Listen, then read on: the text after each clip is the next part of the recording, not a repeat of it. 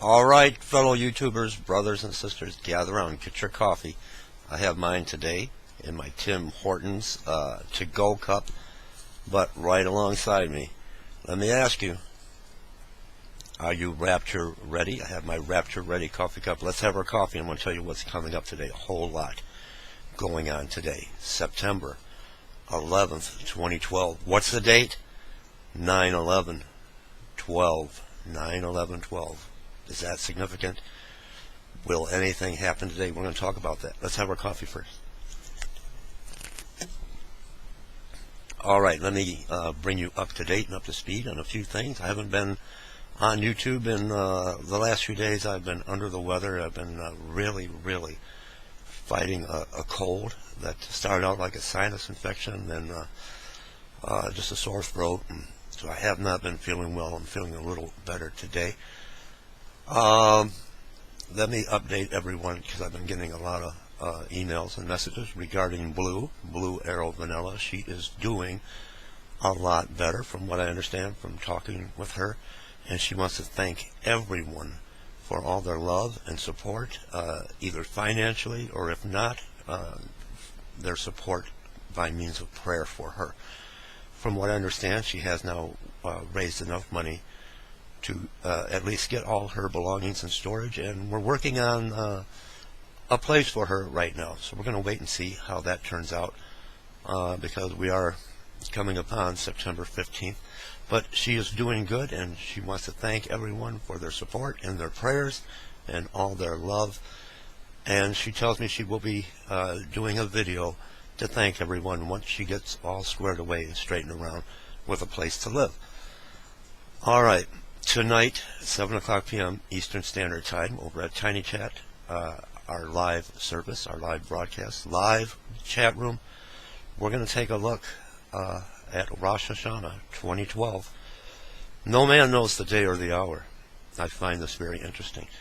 September 16th, 17th, 18th, no man knows when Rosh Hashanah will begin. It's a 2-day event. Will this bring about the completion of the first of the fall feasts, the rapture of the church, when they sound the shofar, that long, loud blast? What they are really saying is to God, come and get me. Come and get me. There's an interesting video out by two gentlemen that kind of did all the numbers. We're going to play that video tonight. And later today, I'm going to try to do a video on Rosh Hashanah 2012, and we're going to do the numbers. We're going to put it all together, put all the pieces of the puzzle together. Coming up in just a little bit, what is televangelist Pat Robinson up to now? He gives some kind of biblical marriage advice to a couple. I'm going to bring that story out in just a few minutes. I ask in these last days, these last hours, for your prayers. So many of us today are under spiritual attack. I am myself, with personal issues. My job, as many of you know, my son started working with me and I received a promotion. A gentleman had quit and walked off his post that was a supervisor. They gave me that position. Now, I have been in prayer because I'm trying to juggle my full-time job and work my ministry, and the ministry's been lacking because I've just been physically exhausted to where I can't seem to juggle them both. Well, they brought back the person that walked off the job that I replaced, and now my place of employment has given me a rough way to go. Now, they've knocked me down back to where I was, and I just need a lot of prayer. They fired my son, Christopher, this morning for no reason at all. I've watched the gentleman that actually hired me, was there when the company began a few months ago. He got fired.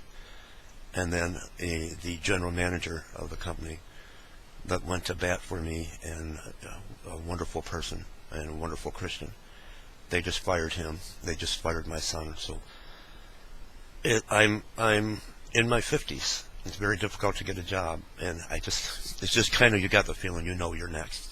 So lift me up in prayer, lift my family up in prayer. I will be back. We're going to find out what Pat Robertson's up to. Pastor Dave needs your prayers this morning for my family, for my personal finances, and we're going to have to see how this plays out with my employment.